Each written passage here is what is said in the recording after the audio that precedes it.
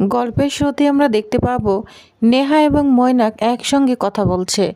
আড়াল থেকে ফলো করছে গুড়া, কারণ এলার কোনো কথাই বিশ্বাস করেনি গুড়া। এজন্যই এবার নিজেই ফলো করছে নেহাকে। দুজনকে একসাথে দেখে গুড়া তো অবাক হয়ে যায়। তখন বলে, এলা ঠিকই বলেছিল, এলার কোনো কথাই আমি বিশ্বাস করিনি। নেহা এবং মৈনাক দুজনে একসঙ্গে মিলে আমাদের ক্ষতি করার চেষ্টা করছে।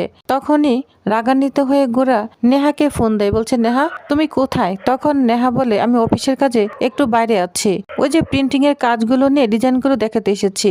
আর গোরা আজকে কিন্তু মিটিং আছে, তুমি ভুলে গিয়েছো? তখন গোরা বলে, আমি ভুলিনি, আমি মিটিংটা ক্যান্সেল করে দিয়েছি, তবে তোমার সঙ্গে আমি এক্ষুনি মিট করতে চাই। তখন নেহা বলে, না না গোরা, এখন তো সম্ভব নয়, কারণ এখন আমি একটু বাইরে রয়েছি, হাফ এন আওয়ারের মধ্যে তোমার সঙ্গে দেখা করি। তখন গোরা কিছু না বলে ফোনটা রেখে দেয়। নেহা তো অবাক হয়ে যায়, গোরা কোনো কিছু না বলে ফোনটা কেন রেখে দিল। এদিকে গোরা বলে, আমি সব বুঝতে পারছি, তবে নেহা এলার কেন ক্ষতি করতে চাচ্ছে? এলার বাড়ি কিনে এলাকে সর্বশান্ত করার চেষ্টা করছে, এদিকে এলার ক্ষতি করার চেষ্টা করছে।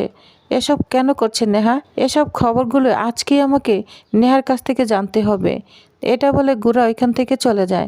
অন্যদিকে এলা তার মাকে সান্ত্বনা দিচ্ছে, বলছে, মা তুমি এত চিন্তা করো না, আমরা বাড়িটা ঠিক উদ্ধার করতে পারবো। এলার মা তখন বলে, আমাকে মিথ্যে সান্ত্বনা কেন দিচ্ছিস? কিভাবে তোরা এই বাড়িটাকে রক্ষা করবি? আমি তো তোদেরকে গোপন রেখেছি, গোপন রেখে এই সর্বনাশটা করেছি, কিভাবে রক্ষা করবি এলা? আমাকে না সান্ত্বনা দিস না। এলা তখন বলে, মা তুমি উত্তেজিত হও না, তোমার প্রেশারটা বেড়ে যাবে, আমি তো আছি, আমি কিছু একটা উপায় বের করব। তখন এলার মা বলে, কিচ্ছু বের করতে পারবি না, সব আমার জন্য হয়েছে। আর তুইও তো আমার কাছে অনেক কিছু গোপন করেছিস এলা, তোর আর জামার সাথে সম্পর্ক 6 মাস। যা শুনে এলা তো অবাক হয়ে যায়। তুই আমাকে কেন মিথ্যা বললি এলা, কেন মিথ্যা বললি বল? এলা তখন বলে, মা এতদিন তোমাদের কাছে বলিনি এই জন্যই যদি তোমরা কষ্ট পাও, কিন্তু এখন যদি তোমরা যেহেতু জেনেই গিয়েছো, এখন আর আমি মিথ্যে বলবো না। সমস্ত কিছু খুলে বলতে থাকে এলা তার মাকে। যা শুনে এলার মা তো অবাক হয়ে যায়। পিছন দিক থেকে কথা শুনে ফেলে এলার মামি। এলার মামি তো আরও রাগান্বিত হতে থাকে, বলছে, এলা তুই কেন এরকম করলি? এখন তো তোর মার দুঃখ লেগে গেল, তোদের সুখ দেখতে গিয়ে তোর মা বাড়ি বন্ধক দিয়েছে, দলিলটাও নেই, দলিলটাও দিয়ে দিয়েছে মানুষকে। তাহলে তোদের তো এখন একুলো গেল ওইকুলো গেল, তোদের জন্য আমরা কেন সাফাই করব? আমাদের লাইফটাও তো ধ্বংস হয়ে যাচ্ছে। তোর আর তোর মায়ের কপালটা নাই কি বুঝতে পেরেছিস? তোর মায়ের জীবনে কোনো সুখ জুটেনি, স্বামী জুটেনি, তোর ভাগ্যটাই সেরকম হবে, বুঝতে পেরেছিস? এরকম বিয়ের নাটক বিয়ের কী দরকার ছিল, যেখানে আমাদের সর্বশান্ত হতে হলো। অনেক অপমান করতে থাকে এলার মামি এলার মাকে এবং এলাকে। তখনই এলার মামা চলে আসে, বলছে, সরলা তুমি কি বলছো? তখন থেকে সে জানা তাই বলে ওদের অপমান করছো।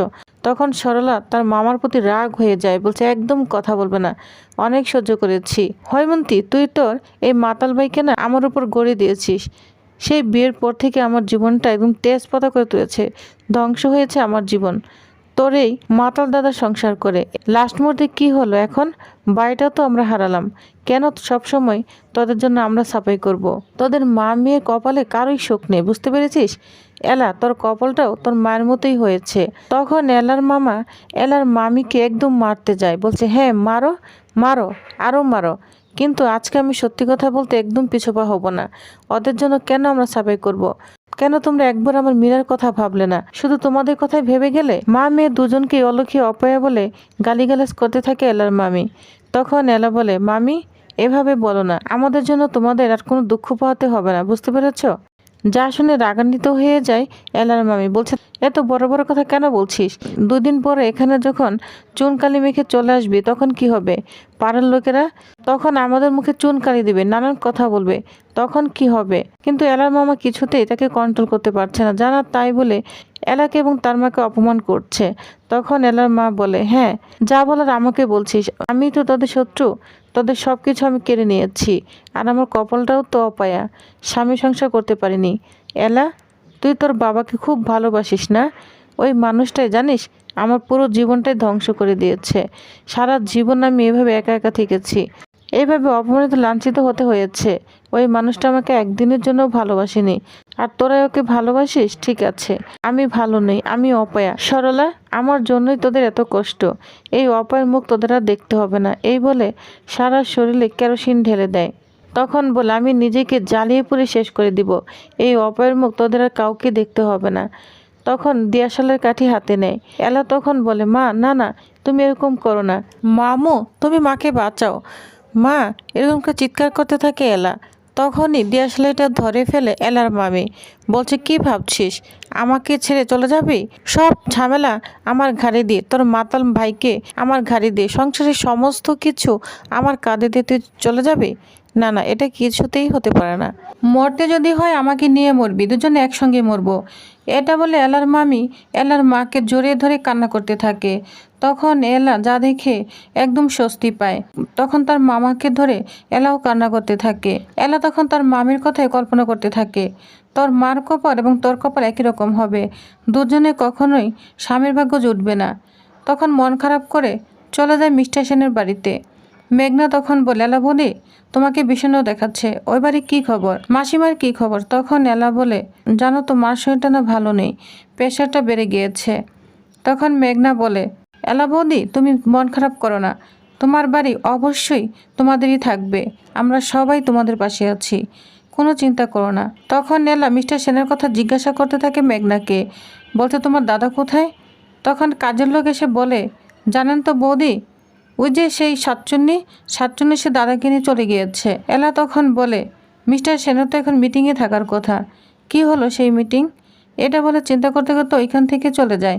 এদিকে মেঘনা কাজের মেয়েকে ধমক দিয়ে ওইখান থেকে তাড়িয়ে দেয়। এদিকে গুড়া নেহার সাথে মিথ্যে অভিনয় করতে থাকে যে তাকেই ভালোবাসে। এলাকে সে কখনোই ভালোবাসেনি। যা শুনে তো নেহা অনেক খুশি হয়ে যায়। নেহাকে নিয়ে গুড়া লং ড্রাইভে নিয়ে যায়। তখন নেহা বলতে থাকে, আজকে না আমি অনেক খুশি, অনেক দিন পর তুমি আমাকে নিয়ে লং ড্রাইভে বেরোলে। গুড়া বলে, জানো তো আমিও অনেক খুশি। এইভাবে মিথ্যে অভিনয় করে নেহাকে একদম নিয়ে যায় মৈনাকের ওইখানে। মৈনাকের সাথে গুড়া এমন ভাব আচরণ করতে থাকে যে নেহাকে সে ভালোবাসে, তাকে যেন ফ্ল্যাটের সুযোগ দিয়ে যায়। সেরকমই করতে থাকে মৈনাকের সঙ্গে। মৈনাকও গুড়াকে সুন্দর সুযোগ দিয়ে সে চলে যায়। পিছন দিক থেকে দুজনের একটা ঘনিষ্ঠতার ছবি তোলে। এদিকে নেহা গুড়াকে জড়িয়ে ধরে আর সেই ক্লিপটা মৈনাক আড়াল থেকে তুলে নেয়, সাথে সাথে সেন্ড করে দেয় এলাকে। এলা তো যা দেখে অবাক হয়ে যায়। তখন পাশে মেঘনা দাঁড়িয়ে আছে, মেঘনাকে দেখাতে থাকে। মেঘনা দেখে তো অবাক হয়ে যায়, বলছে, এলা তুমি একদম মন খারাপ করো না, আই এম শিওর এটা মৈনাক এবং নেহারি চাল, দাদাকে ফাঁসাচ্ছে। আচ্ছা দাঁড়াও, দাদা কোথায় আছে আমি দেখছি। এটা বলে মেঘনা এখান থেকে চলে যায়। ছবিটা ভালোভাবে দেখতে থাকে এলা। তখন এই মুহূর্তে মৈনাক চলে আসে, বলছে, হ্যাঁ এখন তোমার কি হবে? হাজার হলো গুড়া আমার বন্ধু, আমার ফ্ল্যাটে চাবি দিয়েছে আর আমার ফ্ল্যাটে দুজনকে একসঙ্গে রেখে এসেছি। এলা তখন বলে, আমি আপনাকে বিশ্বাস করি না, আপনি আমার আর মিস্টার সেনের মধ্যে সম্পর্ক নষ্ট করার জন্যই এসব করছেন। মৈনাক তখন বলে, তোমাদের সম্পর্ক কিসের সম্পর্ক? এখন তো আমার বেস্ট ফ্রেন্ড আরেক বেস্ট ফ্রেন্ডের সঙ্গে এনজয় করছে, তাহলে তোমার সাথে সম্পর্ক কি দাঁড়ালো? এই বলে মৈনাক আস্তে আস্তে এলার কাছে যেতে থাকে অসভ্যতা আচরণ করার জন্য।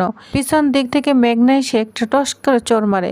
তখন মেঘনার উপর রাগান্বিত হয়ে যায় মৈনাক। মেঘনা বলে, তোমাকে না আরও আগে চোর মারা উচিত ছিল, তোমার সব কথা বিশ্বাস করা আমার উচিত হয়নি। তোমাকে ভালোবেসে আমি কি জঘন্য কাজ করেছি এটা আজ বুঝতে পারছি। দাঁড়াও, তোমাকে আরেকজন চোর মারবে। তখন এখানে আলিয়া চলে আসে, কিন্তু আলিয়া কাজটা করলো ঠিক উল্টো। আলিয়া মৈনাকের পক্ষ নিয়ে এলা এবং মেঘনাকে অপমান করতে থাকে। আলিয়া তখন মৈনাককে নিয়ে ওইখান থেকে চলে যায়। এদিকে ভেঙে পড়ে এলা। তখন মেঘনা বলে, তুমি ভেঙে পড়ো না, আমি তোমার সঙ্গে মৈনাকের ফ্ল্যাটে যাব, ওইখানে নিজে গিয়ে দেখব নেহা এবং দাদার অবস্থা কেমন।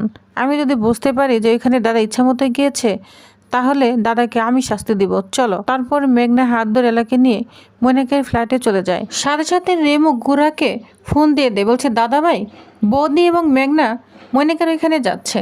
তখন গুড়া থ্যাংক ইউ বলে ফোনটা রেখে দেয়। এটা হচ্ছে রিমু এবং গুড়ার সম্পূর্ণই প্ল্যান, নেহা এবং মৈনাকে জব্দ করার জন্য।